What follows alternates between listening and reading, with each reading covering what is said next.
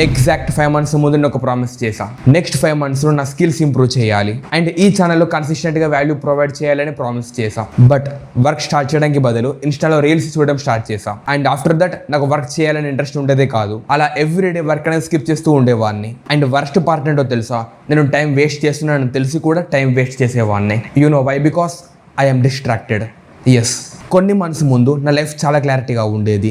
నా గోల్స్, నా ప్లాన్స్ అన్నీ, నా వీడియో ఎడిటింగ్ స్కిల్స్ ఇంప్రూవ్ చేసుకోవాలి, నా సాఫ్ట్ స్కిల్స్ బిల్డ్ చేసుకోవాలి అండ్ ఫ్రీలాన్సింగ్లో గ్రో అవ్వాలి అని. కానీ మన లైఫ్లో చాలా విషయాలు మనం ప్లాన్ చేసిన విధంగా జరగవు. స్లోగా ఒక స్మాల్ హ్యాబిట్ నా డైలీ రొటీన్ని కంట్రోల్ చేయడం స్టార్ట్ చేసింది. నా లైఫ్లో biggest distraction procrastination.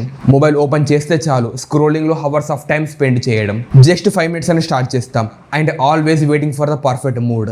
Always I will start when I feel motivated. ఇలా ప్రతిరోజు వేస్ట్ చేసేవాడిని. కానీ రియల్ ప్రాబ్లం procrastination కాదు. రియల్ ప్రాబ్లం నా మైండ్లో జరిగిన ఒక స్మాల్ చేంజ్. procrastination అనేది సడన్గా రాదు, అది స్లో పాయిజన్ లాగా ఉంటుంది. ఫస్ట్ థింగ్, రోజు మన వర్క్ని పోస్ట్ పోన్ చేయడం స్టార్ట్ చేస్తాం అండ్ సెకండ్ డే అలానే చేస్తాం. తర్వాత మన బ్రెయిన్కి అదే అలవాటు అయిపోతుంది. ఒక రోజు నేను ఆలోచించాను, లాస్ట్ ఫ్యూ మంత్స్లో నేను ఏం అచీవ్ చేశాను అని.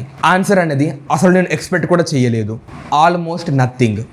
ఎస్, నా గోల్స్, నా ప్లాన్స్ అన్ని సేమ్ ప్లేస్లో ఉన్నాయి, కానీ నా టైం. మీరు ఎప్పుడైనా ఇలా ఫీల్ అయ్యారా? ఫోన్లో జస్ట్ 10 minutes స్పెండ్ చేస్తా అని హవర్స్ ఆఫ్ టైం వేస్ట్ చేయడం. అప్పుడు మనం రియలైజ్ అవుతాం మనం బిజీగా ఉన్నామని కాదు, మనం డిస్ట్రాక్టెడ్ అయ్యాము అని. అప్పుడు నేను ఒక ఇంపార్టెంట్ థింగ్ రియలైజ్ అయ్యాను, మనం మోటివేషన్ మీద డిపెండ్ అయితే మనం కన్సిస్టెంట్గా వర్క్ చేయలేం. ఎందుకంటే మోటివేషన్ అనేది టెంపరీ, డిసిప్లిన్ మాత్రం లాంగ్ టర్మ్. ఈ లైన్స్ చాలా మంది వినే ఉంటారు, బట్ ఇది కూడా చాలా మంది నార్మల్గానే తీసుకుంటున్నారు. That's why the lessons I learned on this journey. Lesson 1, motivation కోసం వెయిట్ చేస్తే మనం వర్క్ ఎప్పుడు స్టార్ట్ చేయలేం. చేసినా మళ్ళీ ఆ మోటివేషన్ ఉండేంత వరకే. మూడు లేకపోయినా వర్క్ చేయాలి, అది నిజమైన వర్క్. లెసన్ 2, డిస్ట్రాక్ట్ అవ్వడం ఈజీ, కానీ రియల్ ప్రాబ్లం మనం కంట్రోల్లో లేకపోవడం. లెసన్ 3, బిగ్ ప్లాన్స్ కన్నా స్మాల్ డైలీ యాక్షన్స్ చాలా పవర్ఫుల్. డైలీ 1 hour ఫోకస్ చేసినా లాంగ్ టర్మ్లో చాలా డిఫరెన్స్ ఉంటుంది.